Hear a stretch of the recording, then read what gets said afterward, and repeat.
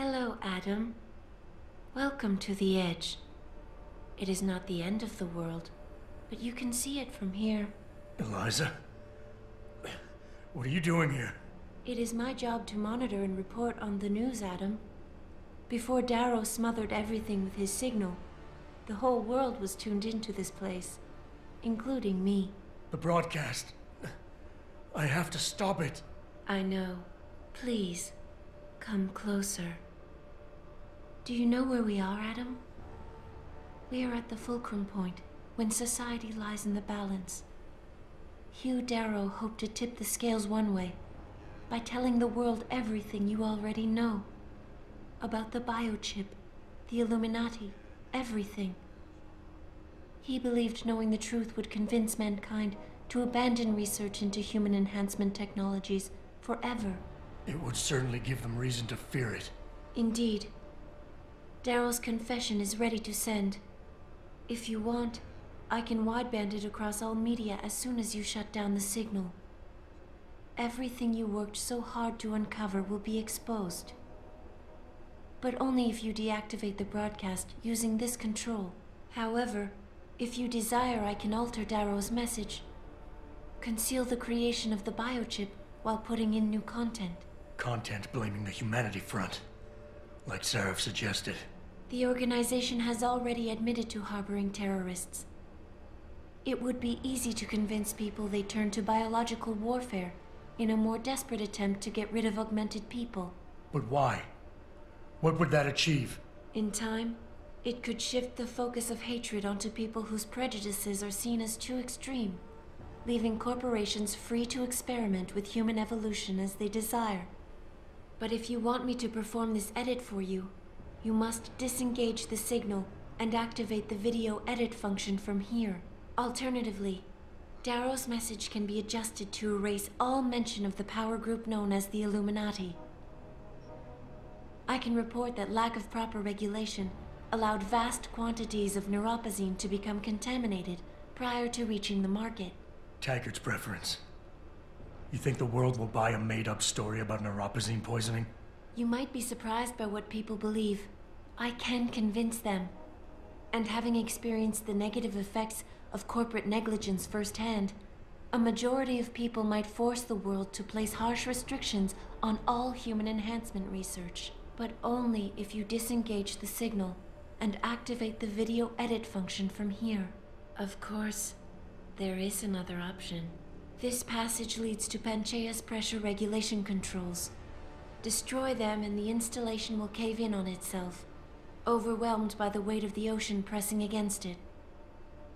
Everyone inside the structure will die. That's a solution? No one will be left to tell the world what happened, Adam.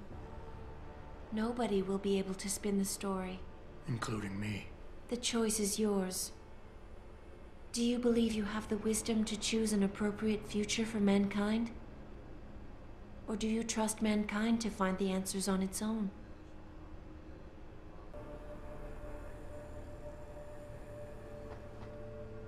If you do this, the unadulterated truth in Darrow's confession may well convince mankind to cast all science and technology aside, to ensure that future generations grow up free and whole.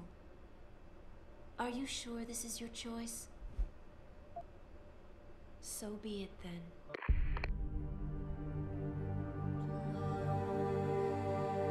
Albert Einstein said, technological progress is like an axe in the hands of a pathological criminal. Took me a while, but I finally see his point. How often have we chased the dream of progress only to see it perverted? More often than not, haven't the machines we built to improve life shattered the lives of millions? And now we want to turn that dream on ourselves to fundamentally improve who we are. Experience has shown me how dangerous that can be. How many times in the Call of Duty did I almost fall into the trap of taking shortcuts, abusing my abilities or the resources at hand? I resisted. Barely at times, because I valued human lives and considerations. can I truly despise others who fall? Technology offers us strength. Strength enables dominance, and dominance paves the way for abuse. Darrow understood this. He knew that using technology to become something more than we are risks losing our ability to love, aspire, or make moral choices. The very things that make us human. It also risks giving some men the power to make others what they choose, regardless of the cost to human dignity. The suffering Darrow inflicted is not the end of the world. It is merely the seed for change. And change never comes without pain.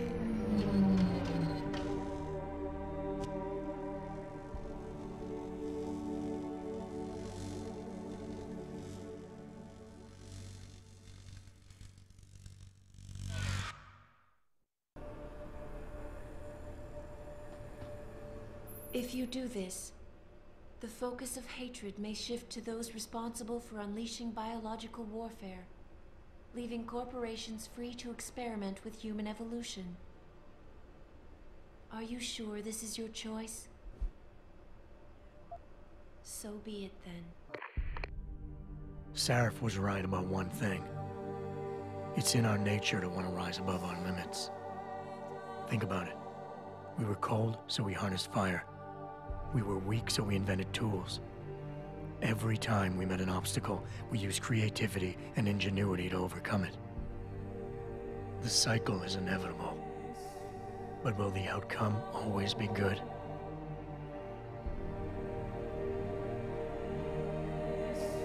I guess that will depend on how we approach it.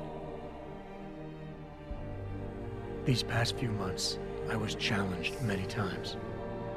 But more often than not, didn't I try to keep morality in mind, knowing that my actions didn't have to harm others? Time and time again, didn't I resist the urge to abuse power and resources simply to achieve my goals more swiftly? In the past, we've had to compensate for weaknesses, finding quick solutions that only benefit a few.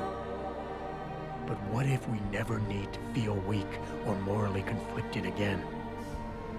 What if the path Sarif wants us to take enables us to hold on to higher values with more stability? One thing is obvious. For the first time in history, we have a chance to steal fire from the gods. To turn away from it now, to stop pursuing a future in which technology and biology combine, leading to the promise of a singularity, would mean to deny the very essence of who we are. No doubt the road to get there will be bumpy, hurting some people along the way. But won't achieving the dream be worth it?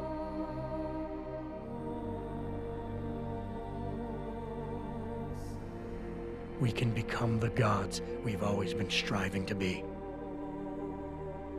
We might as well get good at it.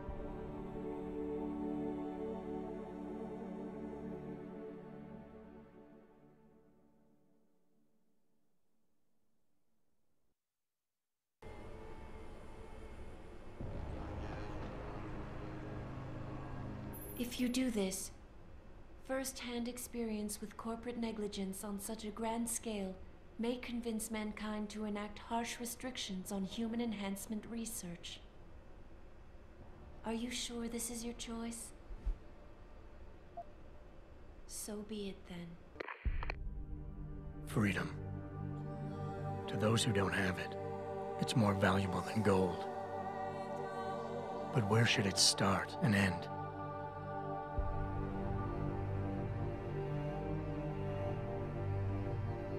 We humans often think we have the right to expand, absorb, convert, or possess anything we need to reach our dreams. But time and time again, hasn't this led to conflicts with others who essentially believe the same thing? Looking back on the challenges I faced, at the way I often resolve them, I realize morality can become our saving grace. Most of the time, didn't I try to keep my values in mind, knowing how my actions would affect others? More often than not, I resisted the urge to abuse power and resources simply to reach my goals more swiftly. I managed to hang on to my humanity. But the temptation to ignore it was always there. It's that temptation that so worries Taggart. He's not afraid of freedom. He's afraid of the chaos that erupts when individuals have nothing but morality to constrain them. He wants us to regulate enhancement technologies because he fears all that power, without limits, without guide rails to keep us from abusing it. Absolute freedom is no better than chaos. Society needs laws and regulations to protect it. So if the men and women behind Taggart need to work in the shadows, pulling strings to enable us to head in a safe direction, will supporting them be all that bad? If they're as wise as Taggart says, how bad will their leadership be?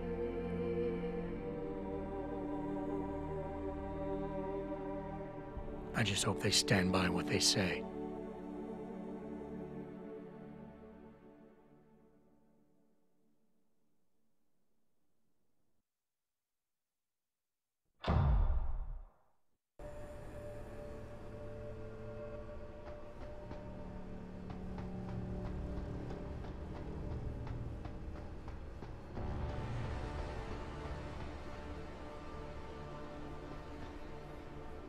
If you do this, the world will be left with questions, and may never reach a consensus. Are you sure this is your choice? We have little time left, Adam. And might I say, it has been a pleasure.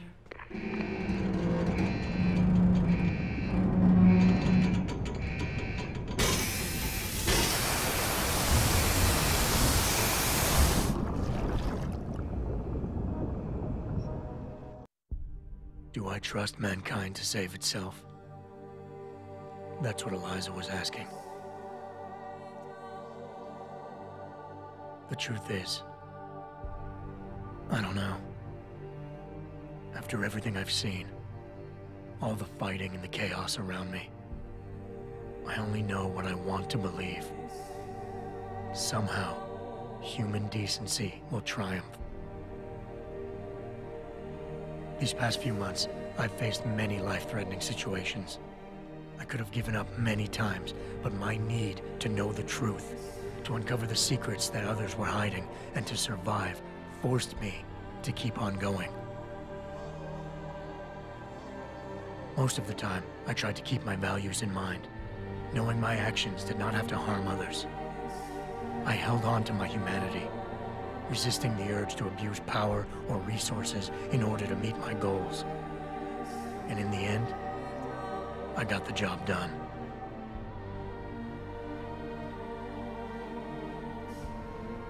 But does this mean I have the right to choose for everyone? No. Because it isn't up to me. It isn't up to Darrow, Sarif, or Taggart either. Ordinary men and women will have to decide together what course mankind should take. The kind of people who time and time again have picked and chosen the future in highly practical ways, slowing change when it's negative, speeding it up when it's good. Can they do it again? I don't know.